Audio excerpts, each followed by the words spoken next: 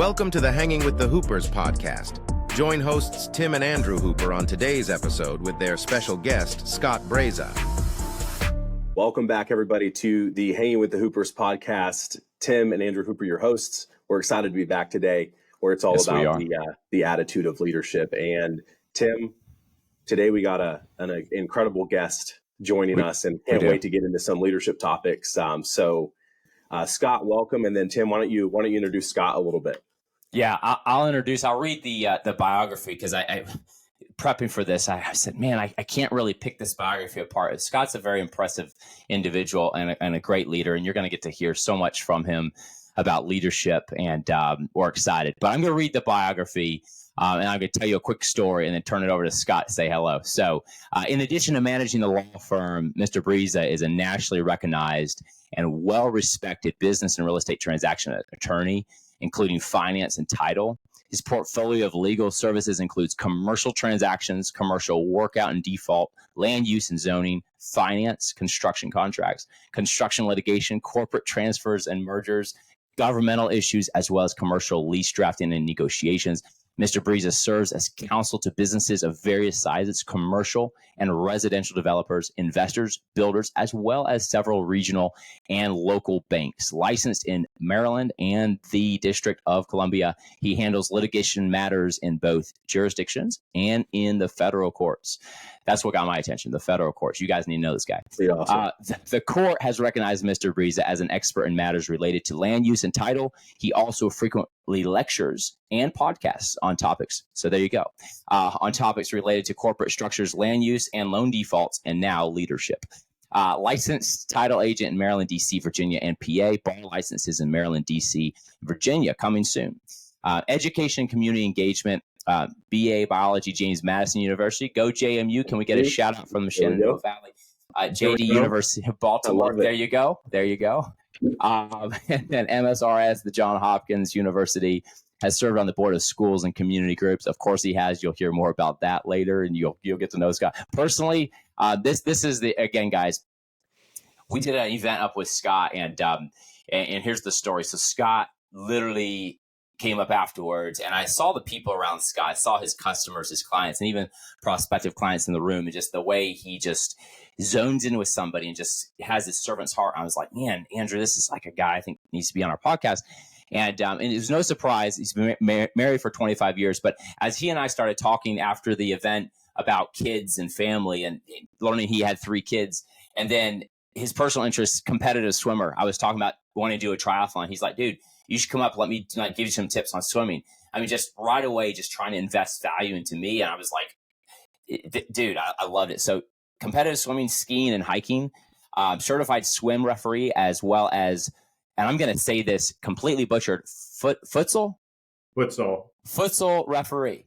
And then coach swimming and soccer. So a man of many talents, but I'm happy to have him on as developing friendship personally, but also just somebody I respect in our industry.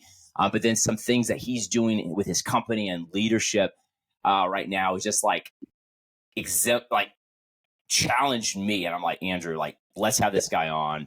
So Scott, without further ado, welcome. Andrew, sound the applause. Welcome to the podcast.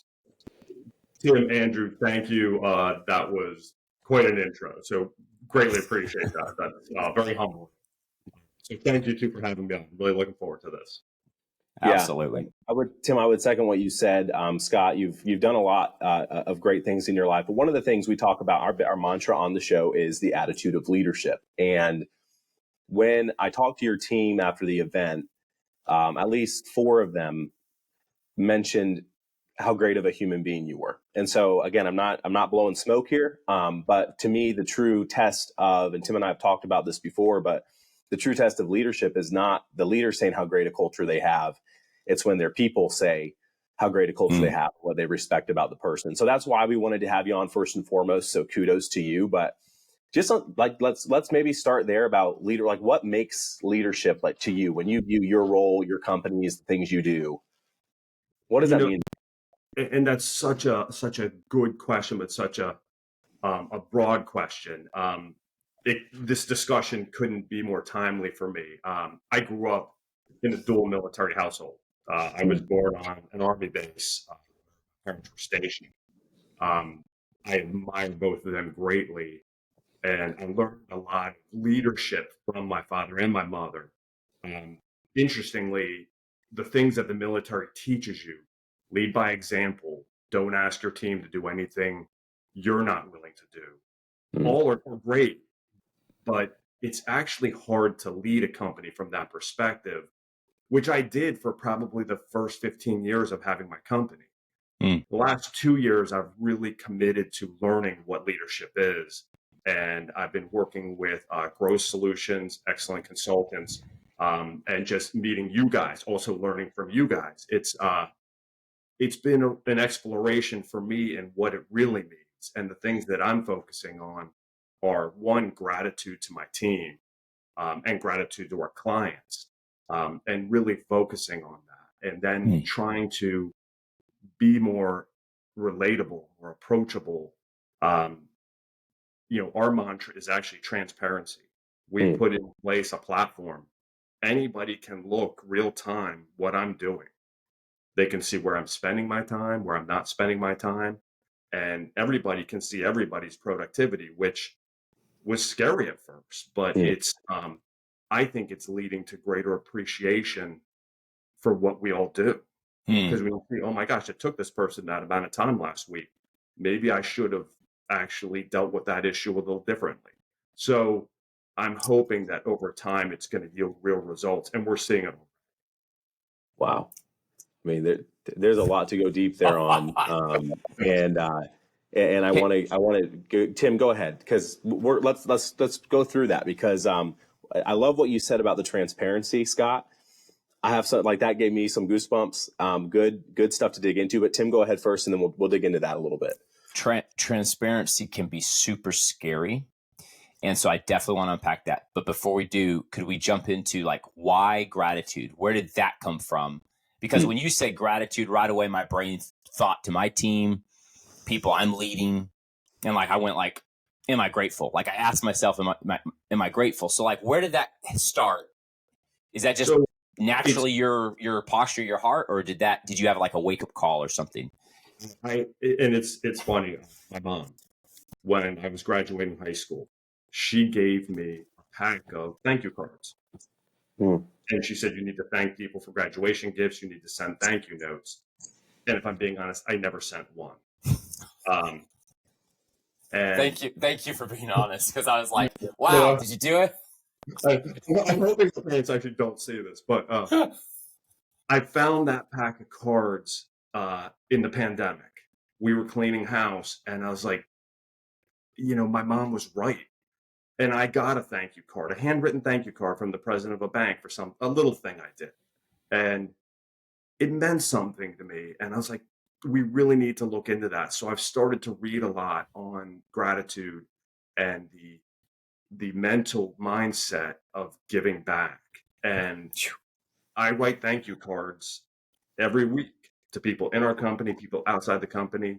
And I'm trying to get to doing it every day, or just send a message. And what it does for me, it's a little bit selfish and it's a little bit altruistic, because I hope that people appreciate getting it like I do. But it also starts me out with a positive mindset, saying we are all a group, we are all together. And especially in the era of the pandemic, I feel like we've all separated, and people, it's so easy to climb behind your phone or a screen or just not go out. Just getting us all back together in a sense of community is really important to me. Wow. The gratitude journey and starting with a positive mindset. I think that right there is such a golden nugget, because most folks in our industry crack the laptop in the morning.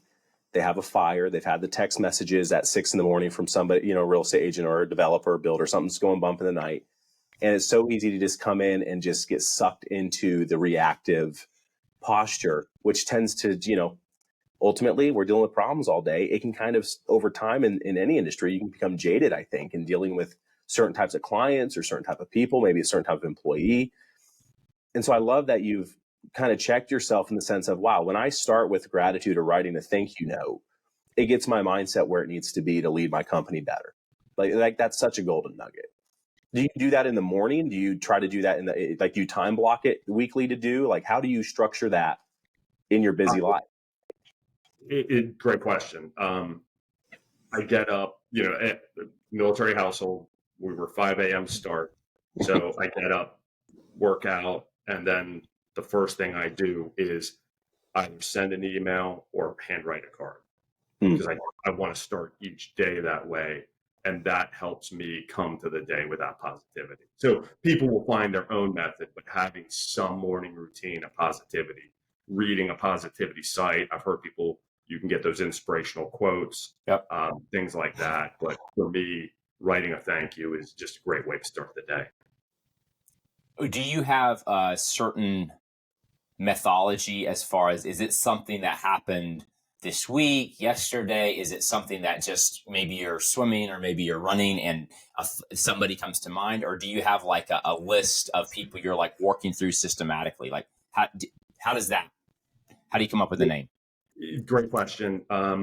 Like the first one I wrote, it's funny. I don't even know how this got decorated, but we decorate for every holiday, any and every holiday. And I was in on the weekend, and one of my paralegals was there with her kids decorating. And I was like, I didn't know you did this. And she's like, well, we just love it. And it's been a tradition that we come in and decorate the office. And so I took her grandkids aside and I was like, what do you like to do with grandma? And they said she loves movies. So we got movie ticket coupons and I actually sent it to them for them to take her. And that's how it started. So I try and find something little like that. And then, yes, I have the list of clients. So if I can't come up with something spontaneous, which those mean the most to me, something that strikes me that day. Right. And once you start looking, it honestly becomes easier. So that's also, trying not to miss those moments in a day. Right. It's important. So that was, you just teed up where I was going to go based on what you said, is looking for the good. Because again, typically in a leadership role or where you're running a large, complex business, a lot of times some of your interactions with the employees are only when something's not gone well, or maybe you need to get involved with something that's maybe negative. So how have you trained yourself to look for the good and the little things that actually matter and you appreciate? It's to me, you have to know yourself. And I have a coaching background. I've always enjoyed coaching. I started coaching crazily when I was 16. The head coach of our swim team left. I took over this gigantic swim team. It was so much fun, but it was crazy.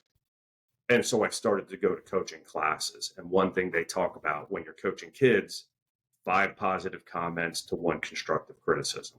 Wow. And it's hard to find those if you're not used to it, because my parents, being military again, didn't look on the positive as much. It was very do it and get punished. In adult life, it's not as easy to find the 5, but like a 3 to 1. And I really try and track that in my mind. What have I said to somebody positive? So, my mantra is I publicly praise, I privately discuss challenges. Wow. So that is how we start. But going back to our transparency, something we've implemented is lunch and learns. We've been doing it for a couple of years now. And instead of berating somebody for making an error, I try to empower them to actually teach at the lunch and learn something that we had a challenge with and how they overcame it, and then get input from the team. So everybody learns from that, but also so that they can feel empowered to acknowledge that they had a challenge and we overcame it.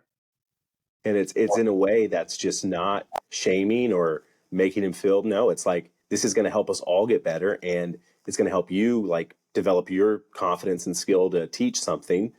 And wow, I mean, that is a very practical. Scott, I'm normally the one on here who's taking these like the altruistic things and trying to make them very practical. I love that you're not only giving the mindset behind stuff, but how you do it in your business, because that's, again, very practical. Tim, what are your thoughts on that? I mean, wow. Well, I wanted to shout out. So, when people are talking, you're either doing, like gut checking or you're making notes, like already the 5 to 1 or the 3 to 1. I'm like, boom. Yeah. So I had a question on that, but real quick before, I just wanted to pile on to what you said about the lunch and learn. So I had a sales coach way back when, still my sales coach, except we do coaching together now. But he led our sales team to every Monday morning we had a round table, and we did fist bumps and gut checks. That's kind of what. So fist bumps were what did you do well, and break it down, like what led to that win from last week. So we broke it down, and he said, what did you like fail at? What did you mess up? And we would name stuff. I went in and there was this engineer called Brockway, and I finally got the meeting and list like what's the good, bad, and ugly, because they had stopped using our company. And then he gave me this terrible saga of like how we had screwed up. And so we named it, but I came back like it was a huge gut check for me. I was going in to make a sell. He shared why he'll never use us again. So we named that Brockway's broccoli. Like we just named stuff, but there was a Sanker road, and we went in and just blew the sales call up. We call it the stanker on Sanker. But what we did in those moments was he gave us the freedom and the permission to bring the negative and to really not have any shame or anything, but just unpack it. Like, we are gonna face challenges. It's like the man in the arena or the person in the arena quote. Like, if you're not getting bruised and bloodied, you're probably not trying, because effort, you have to have the effort. So he praised the effort, not necessarily the result. And when he praised that, it allowed us to bring that negative to the table. Well, and he just named it gut check, but some of them were pretty bad. But we all learned from it together, and it was actually fun. It almost became more fun bringing the gut check than the fist bump, honestly. Because not really, but it got to the point where it's almost exactly the same as bringing the success to bringing a failure. So what you just said is powerful. To support that, I was visiting my sister in Portland, Oregon, and she happens to be friends with one of the top execs at Nike. And we were just talking life and family. I was like, I have an opportunity to grill one of the top executives in the nation. And I was like, what do you do? What's the one thing you would take away? And she said, talk about failure. Every night at their family's dinner table, and we now do this too, they talk about what'd you fail at today. And everybody has to come up with something and talk about it. And she's like, you literally take the fear out of failure. And it was so empowering for me and my kids. And, she gave the example. She's like, pro baseball players, if they're successful 30% of the time, they're close to best in show. So yeah, not being afraid to fail and being able to talk about it, because that's how you learn. Yeah, I don't learn as much from a success.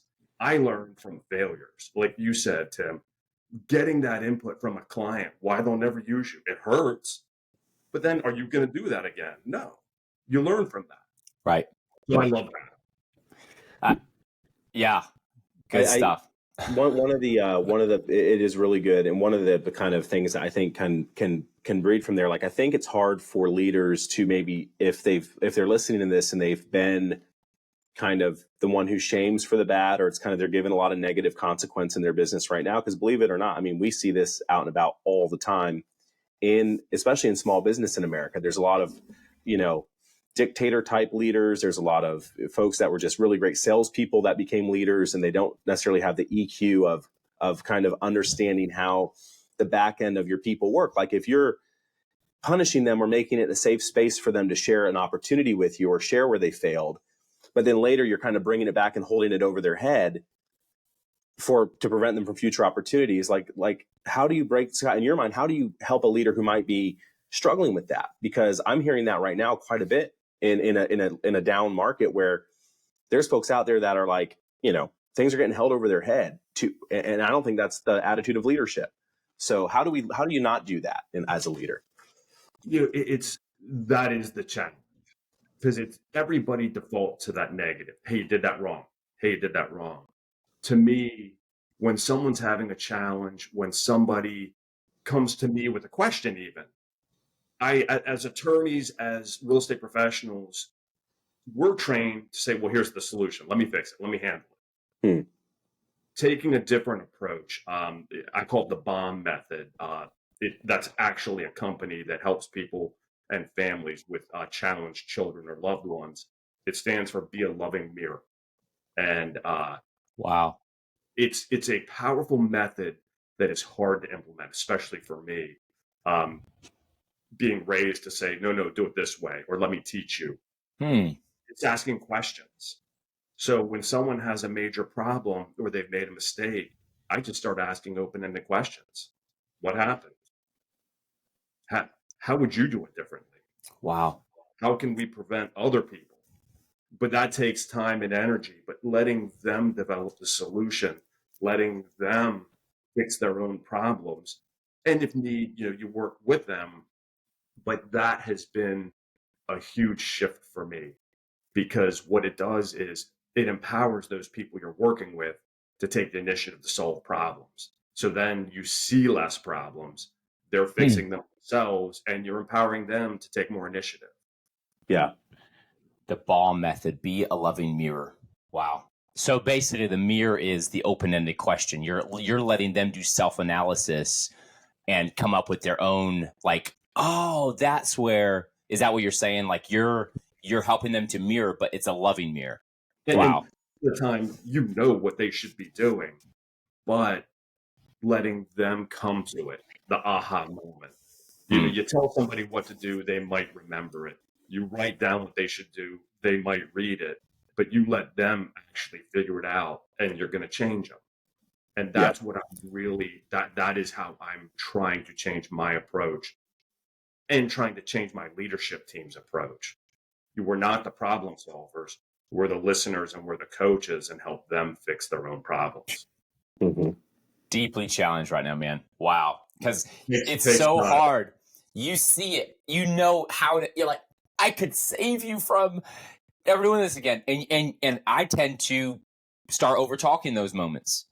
What you're saying is like, slow down, pause, think about what question would give them the most insight. What question could potentially, wow. And that's it. Taking that moment and pausing, not saying anything. Sometimes they'll actually just start talking in that moment, that gap. And that's something I learned from my father. He's like, take your time. He's like, because you just staring at somebody, they're going to get uncomfortable, and they're probably going to start talking. And if they don't, ask an open-ended question to get them talking. Yeah. And it really does work. I think the key, I think the key for all of us is you got to be willing to invest the time to go down that path. And I think why so many of us default to just being directive and giving that, just here's the steps you need to go take to fix it, is because we're rushing around trying to do a lot. And maybe we don't have enough margins built into our, like you said earlier, the first 15 years of your business, you were trying to do everything. And in order to be the most effective leader, you have to be able to step back, empower your people, and be more of that coach, be more of that guide, be more of that mentor. So, and again, that then allows you to step away because they're fully empowered. When you need to take the time with the family to go somewhere, your business isn't falling apart because you've taken the time to build that empowerment. And you're not the one everyone's going to for the answer because they don't know. And blocking the time to develop leadership is hard. For a long time, I went out of the office. Now I just have a separate spot in my office, and everyone knows if I'm sitting there, that's my time when I'm focusing on not work. So it's, blocking that time, taking the time to develop your own leadership style is hugely important. Do you, Tim and I have talked recently on the topic of one-on-ones, like with your team. Like, do you do those fairly consistently with your team, or how do you? Because I feel like giving yourself time with those team members allows you to take that path of asking questions if you give the time to actually sit down with them consistently. So, great question. Yes, part of my process is I actually cut my workload in half. So my goals are now half of what they were 2 years ago, but I'm spending that other half of time coaching the rest of my team. So we have an annual review like most companies. We also have a quarterly review. We have a monthly review. And everybody has real-time insight into their productivity. So if they're not making their numbers, they have the option to sit down with me once a week. So I'll give them 15 minutes a week. I give an hour a month to each employee. And then each quarter, we have a more in-depth sit down. And then we have an annual review of their goals. But the reviews are actually led by the person. I expect them to have the data. I'm just there to help them figure out why they're not making their goals, or if they've exceeded their goals, what's your next goal? So it's really, again, listening to them more than talking at them, Hmm. because they know their performance before they set foot in the door. Key takeaway there: you cut your workload in half so that you can scale by spending time. And you didn't say scale, but you are scaling your business by spending the coaching and the mentorship, the one-on-ones with your team to help. Hard to do. Hard to do. Hard to do. The beauty in that is multiplication, because as you're investing the time blocked with them, making yourself available to, again, not talk at them, but listen and help them through, you're also modeling to them ways they can do that in either their downline, peer to peer, or even to their client, especially when you're in the service industry. Like, you talk about helping your realtors or lenders like problem solve or get through something, or even customers, clients. You're literally modeling, I think, things that then, have a ripple effect across the entire organization, because the solutions-based mindset, the not talking at customers but listening, I mean, it really does have a ripple effect into every other aspect of your organization, and even personally into those people's lives. Yes. And It's everybody huge. taking time to actually vision for yourself. Hmm. The biggest challenge, and I knew this going in because of the training I was going through, getting people to be honest. It's not honest with me, being honest with themselves about what they want, where their goals are. Yeah. It's, to me, it has two effects. We actually had a staffer that, through that process, realized she didn't really want to be in the industry anymore. So she went back and got education, and over a year transitioned to a new career, and so happy. We also have people that I believe now are empowered to say, well, I want this, I want that. And we're letting them self-direct to the extent they can. It has to be within the framework. But that's really where we're headed with this, is everyone's going to direct their own career within our organization, or not. Wow. Yeah. Very powerful lesson there too, for helping someone recognize that their fit wasn't with you. And then it sounds like you empowered them and supported them in making a transition. It wasn't just an immediate, I'm assuming based on everything we talked about, you didn't just kick them to the curb. You helped them uncover and move through a transition period. Maybe they gave you enough time to backfill the position or whatever, but you had an ongoing conversation. And again, how often, Tim, do we see, someone doesn't make a great fit anymore, et cetera? It's just an immediate kick to the curb. You just burned a bridge in a relationship that you never know when that is going to come back around, right? So within that, a little bit of a powerful lesson too. This kind of lends it right at that transparency piece, Scott. So I did want to kind of jump into that, because you said your team knows when I'm over here, I'm doing this and not to be interrupted.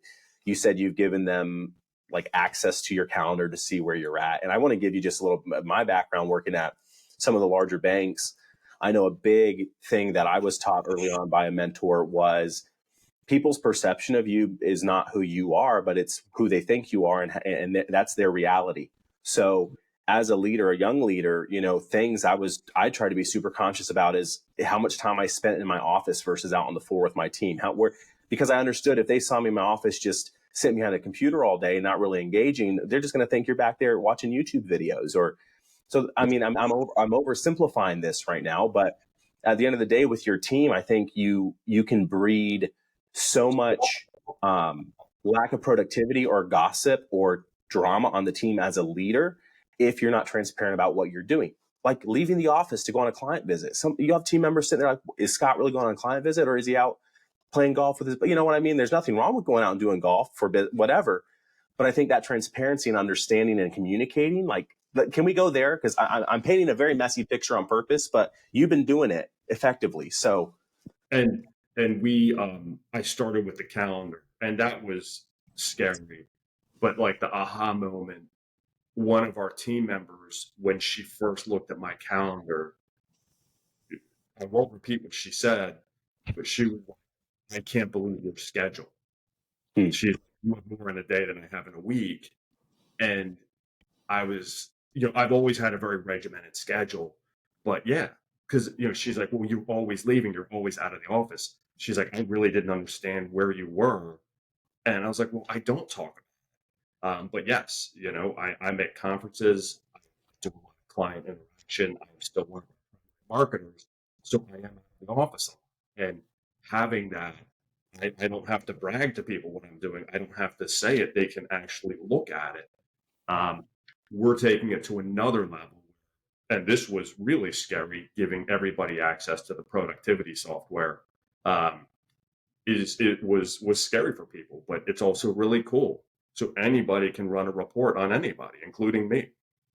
So just a different model, but I'm really hopeful that it's going to lead to a lot more appreciation and collaboration.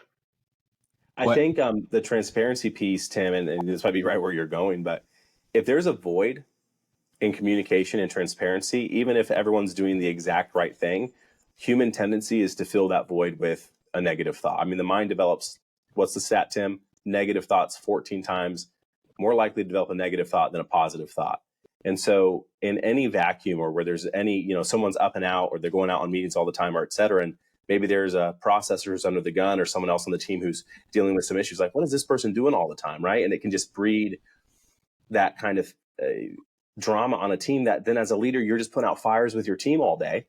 And that's not the most productive use. So I think what you've unlocked here by allowing everyone to see everything, you've unlocked the ability for people to kind of fill that void with the actual facts, and then see that, wow, these facts are very positive for our company, versus assuming they're out just wasting time or not doing what they're supposed to be doing, or, because that's where human minds tend to go.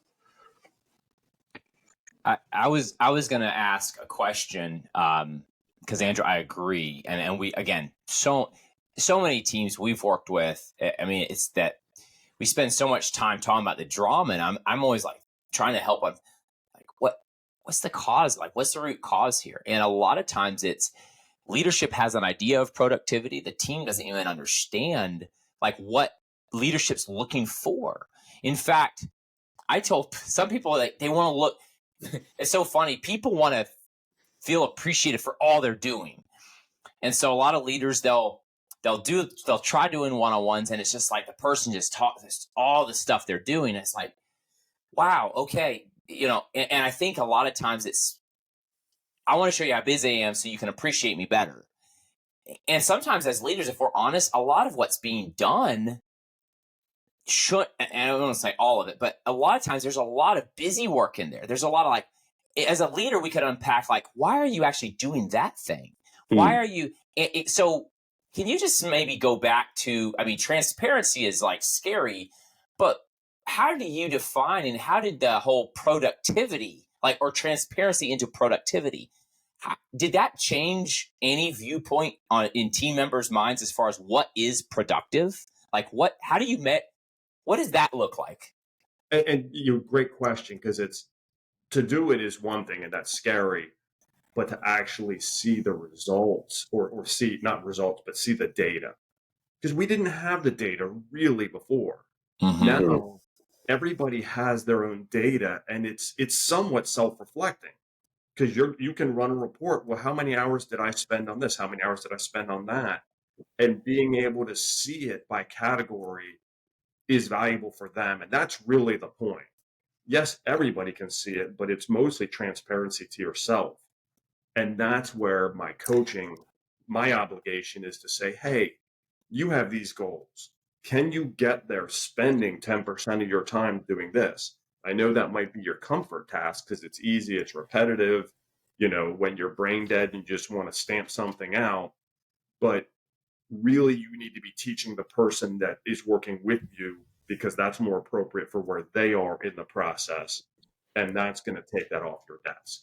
So that's my ultimate goal, is to help them realize their highest value tasks and really focus on that quadrant rather than the busy or the static. It is really helping them realize that is the goal. Also hard to do, though. A little bit of Covey's quadrants there, the urgent versus not urgent, versus important versus not important. So, yep. Wow. So transparency. All right. I'm a leader. I'm listening to the show. I'm like, dude, first off, you guys need to connect with Scott, and Andrew, you're probably going to put his LinkedIn or something in the show notes. So get connected with Scott. Where do you want people to connect with you, Scott? Yeah, that's a great question. LinkedIn is great. We're Facebook as well, which is I'll say more our like fun stuff, but really LinkedIn is a great way to connect with me. Awesome. We'll put that in the show notes. Yeah, thanks, Andrew. Great question. So get connected with Scott. But I want to ask you this. So transparency, I mean, it started somewhere.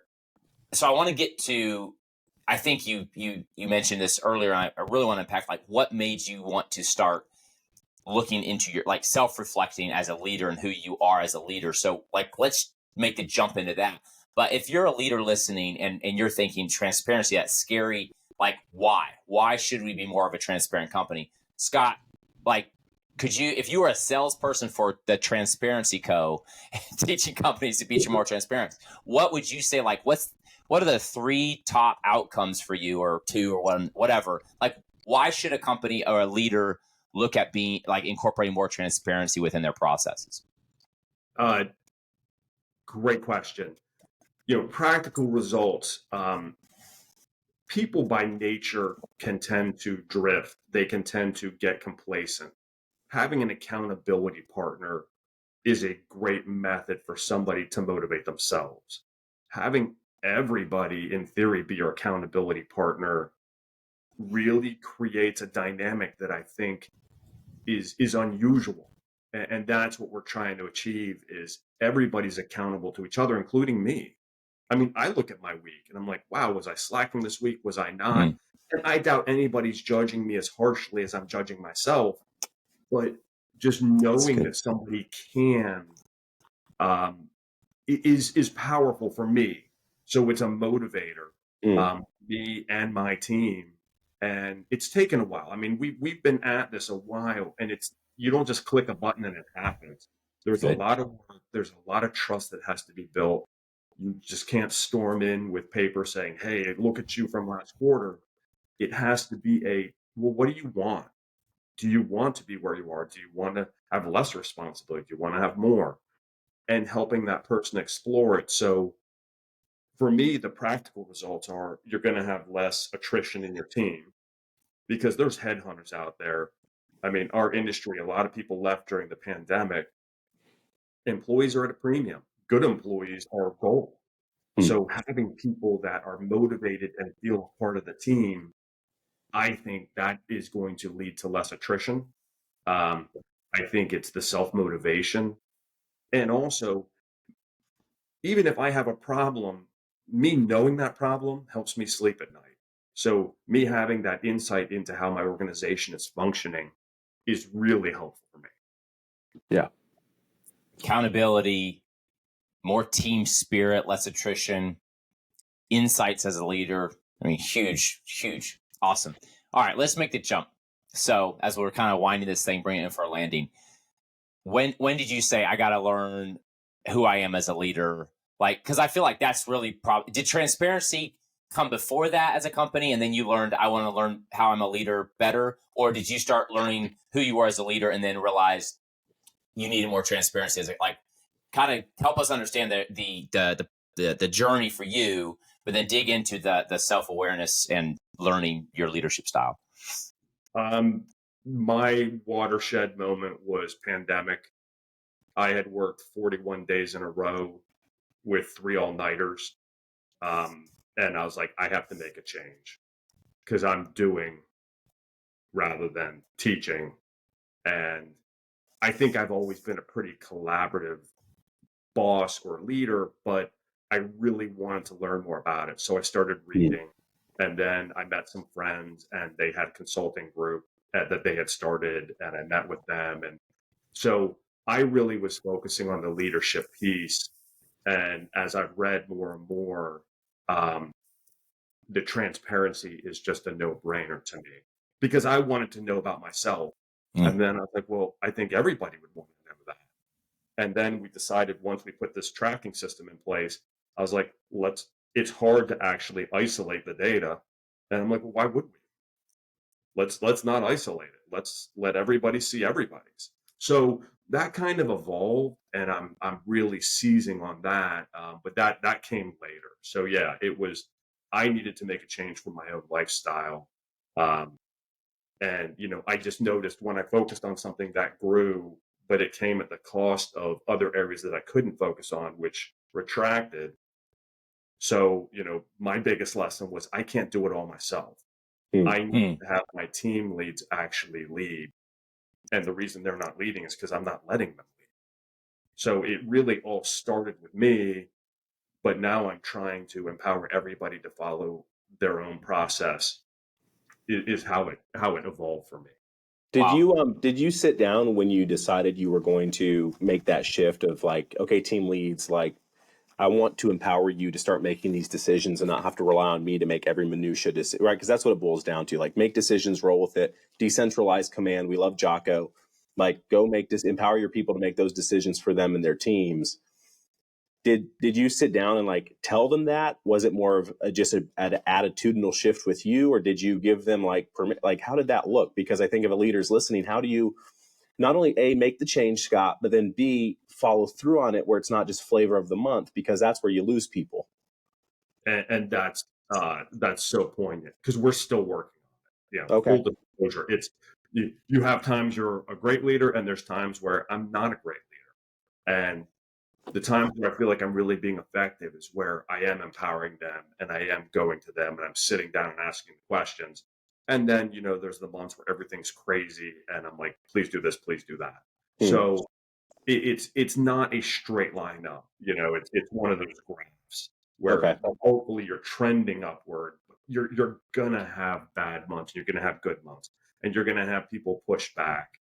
When I started this, it was suggested that it would be a year and a half before people are truly going to be honest with themselves. And I'm right around that mark. And I feel like we're getting some aha moments. So I think that time frame tracks. So you have to have the desire to really dig in to make this work. But I promise you it's worth it. If That's you great.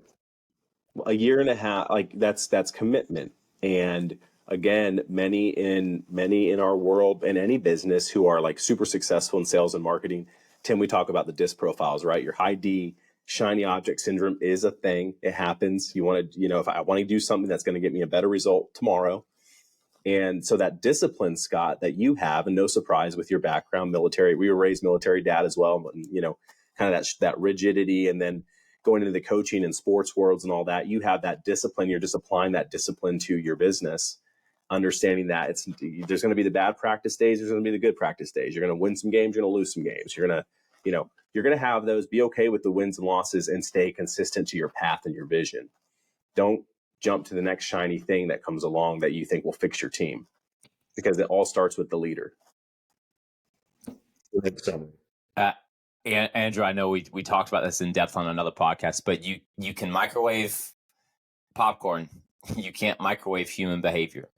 And I you're exactly right. A lot of leaders, including myself, we want to fix it. And I always lament, Andrew, to you privately, and sometimes I'll just go ahead and put it on here. No, you're doing it publicly. But the hey, can you come in for an hour training, or can you come in for a day workshop? I need you to fix our sales team, or I need you to fix our sales culture. And I get asked this, and I'm like, let's talk about what an engagement could look like, where we could go the distance. We could go the 90 days, 6 months, annual, like lay this out. I'd rather small step it and really ask some questions of the team, bring them into a setting of feedback before I ever do a presentation or a training. It's like, could we really start getting them to talk? And like, but that's not what we think about as leaders. We want to go hire a coach or go get the speaker that we heard on stage at this conference. And we're like, oh man, if my people could just hear him, bring it to the company thing. And if you could just get that. And it's like, we want our solution for like a 20-year, building problem. And so I love that you said that, Scott, is like, just, you have to be committed.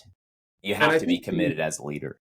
I think you've got to rally the troops occasionally because people do drift, and it is work. It's a grind to a degree to track your time, to do all of that. Mm-hmm. So I think having that moment inspiration is also important, because that gets me going. The event we did with the two of you, we all came out of there so energized and excited. So, those events are important. Sure. And I think that supplements rather than supplants the work that we're That's doing. great. That's a great way to put that. Supplements, not supplants. The hard work needs to be there. And so maybe a discovery question for me, I'll take this out of this, is like, what are you doing? Like, what's the process? How are you building? What are you growing in right now? And then understanding, am I coming in to supplement, or are you trying to supplant? And then backing into that's a great wise. That's very wise. I love it. So Scott, let's end here. Like, what would you say to a leader out there who's like, how do I start being more self-aware? How do I start learning my leadership style? Like, where do I start? To me, I started with the desire to learn. People that know how to do it are going to know how to do something that probably is not applicable in the future world. They know how to fix today. The one thing I'm committing to is constantly learning. I'm trying to read more books, attend more seminars, just research online, whatever your preferred medium, podcasts, listen to stuff in the car. The more you can learn, and I try and take something from each of them and incorporate that into our overall process. I spent a couple years just doing that, and that was great until I committed to a system, and that's finding your philosophy. Sort of an interesting book that was a game changer for me that you can't watch the movie because the movie was a horrible adaptation, but Ender's Game there's a ton of self-help books, but to me, something that really made me think about empowering others to take initiative was this sci-fi book that my brother recommended to me. And he was always trying to get me to read these books. And I finally read it, and I was like, wow, like I took a lot from that. Really? Wow. Empowering others within my team. And I guess with the background, I'd also, because the book's about a kid that joins the military. So it's, it spoke to me, and it really helped me shift my thinking. So you got to find that shift and find that what your strengths are, what your weaknesses are, and how are you gonna fix the problems and maximize the strengths. Well, fantastic. Well, just again, commitment to lifelong learning, commitment to being just learning, not being stuck in a static posture. I know how to fix it today, but I want to be prepared for what's coming, and I want to be ever learning. I love that. It's great. So Andrew, would you add any questions as we wrap? Scott, you have inspired me today, and not only inspired, but you've given so many practical tips on this that I'm taking away, and I know for all our listeners as well. So everyone listening, go connect with Scott on LinkedIn. He's a good guy to know. And of course, in our industry, Scott, you're a leader, and thank you for all you do. And thanks for coming on today, man. We appreciate you. Thank you, Andrew. Thank you, Tim. Appreciate you guys. Awesome. We'll see you all in the next episode. Take care. Take care, everybody. Thank you for listening. Please take a moment to like our podcast and consider subscribing.